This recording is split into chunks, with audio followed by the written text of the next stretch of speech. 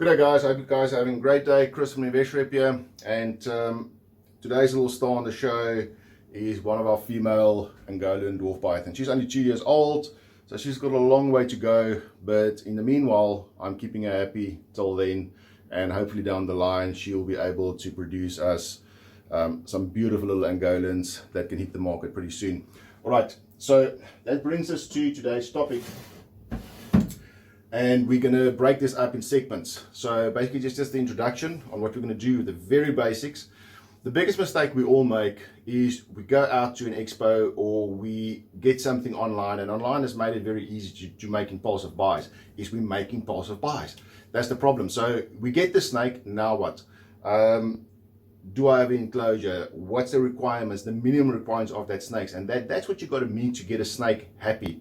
And I'm gonna touch base on a few subjects, and then with this little series, moving up as we go along, I'll actually discuss more advanced preferences, options, all of that. I'm just going to use my personal setup that works great for me personally. If something else works great for you, well done. And if it works, don't fix it. If you see your snake's happy and it's doing what it's supposed to do, don't always change it. You can do small upgrades, but I've noticed if something works for you, stick with it. So the first thing you need to make a snake happy, the three things it actually needs is food, temperature, and humidity. And that differs per species. So the first thing is heat. You can't, especially with South African conditions, we get cold winters in certain parts of the country. We gotta have heat. And personally, I use ceramic heat emitters protected by a cage so the snake doesn't get direct contact with the heat source. But a lot of people use heat pads. I mean, some of my enclosures and setups, I do use heat pads for belly heat, but also about 90% of my setup is ceramic heat emitters. And the reason for that is, number one, it creates a fantastic basking spot for the reptile at a set temperature, but it also carries an ambient temperature right throughout the range. I'll have a 32-degree hotspot over here, and on this side, I will have 26. And the bigger the enclosure, the easier it is to manipulate that temperature. So I'll have a hotspot here at 32, 33, and will run down all the way to about maybe 24, 23, depending on the season. So, and that's where you need to look at your snake. I do, let's call it a rough reading on what's the basic minimum requirements for the species that I'm looking into getting. If I see they require a hotspot of 30 and a coolest side of 24, sorry about that, then I try and replicate and set up the cage as close to that. But when I get the snake and it's now being established and he's taken a meal or two and it keeps on hanging around the cold side all the time, I'll actually drop my hotspot by 2 degrees increments until I see the snake is moving up and down as it needs to be.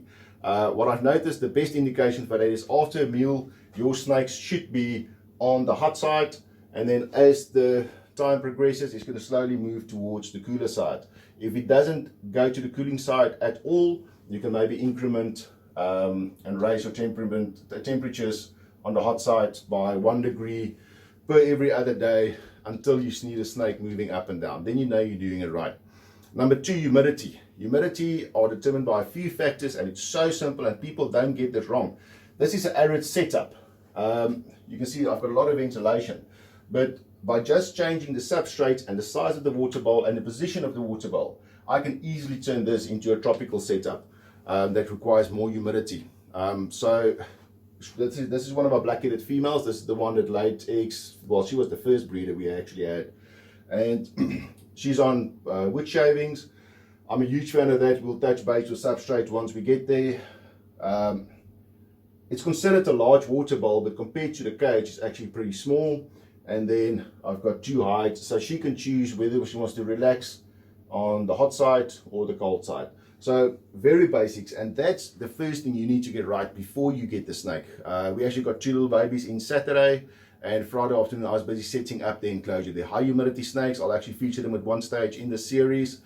And Friday I was actually setting up the enclosure, seeing that humidity rises to where it should be. It takes a couple of hours, and then monitor the temperatures, and I can make fine adjustments if I need to before the snakes arrive. So the only stress those little snakes got was traveling from where I picked them up all the way to our facility here. And that the less stress you can take out, the better. The sooner they're going to start feeding on their own, and the happier they're just going to be in general. So this week we're going to start going into enclosure setups, because this is where 99% of the snake's life is going to be spent. Some people do take them out and sun them a bit and all that, and we'll actually discuss about taking snakes out in general. If you got your enclosure right, you never have to take your snake out.